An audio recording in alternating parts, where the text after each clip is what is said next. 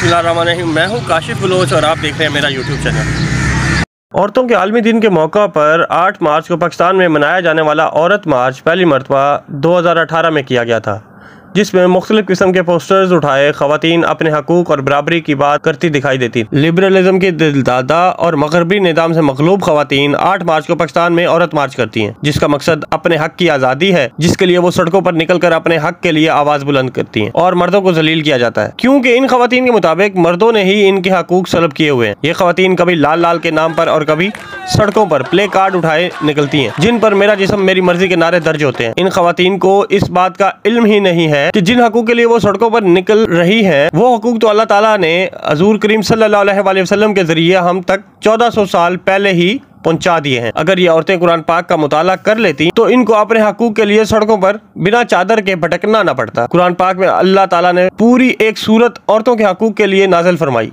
सूरह निसा कुरान पाक को पढ़ने और समझने के बाद मेरा नहीं ख्याल कि कोई मुसलमान औरत अपने हक के लिए सड़कों पर निकले।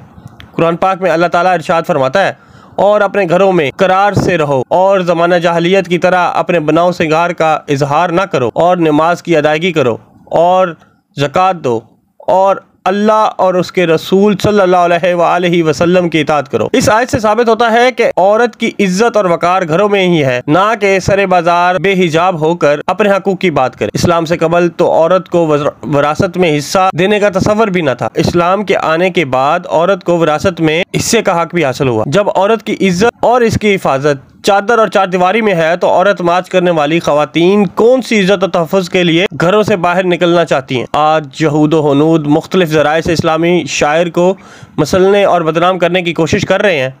एक तरफ इंटरनेट जैसे आलात के ज़रिए फाहशी और बेहयाई के प्रोग्राम नशर करके नौजवानों के अलावा मुसलमान माओ बहनों और बेटियों के क़ुलूब व अज़हान में बेहिजाबी और ज़हनी आवारगी पैवस्त करके इस्लामी माशरे को तबाह कर रहे हैं।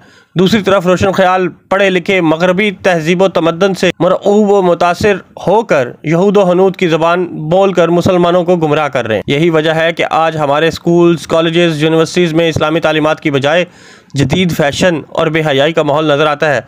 बिलखसूस औरत के हकूक़ के नाम पर कायम यहूदी तंजीमें मुस्लिम बेटी की हया को उतारने में सर फहरिस्त हैं। इस्लाम से कबल भी औरत को बुरी निगाह से देखा जाता था।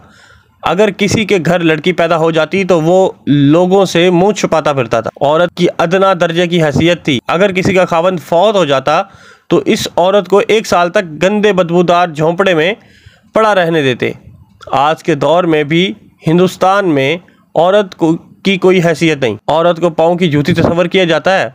अगर हिंदू मज़हब में कोई आदमी फौत हो जाता है तो इसकी बीवी को भी सत्ती करके जला देते हैं। इस्लाम वाहिद मज़हब है जिसमें औरत की अहमियत को उजागर किया है।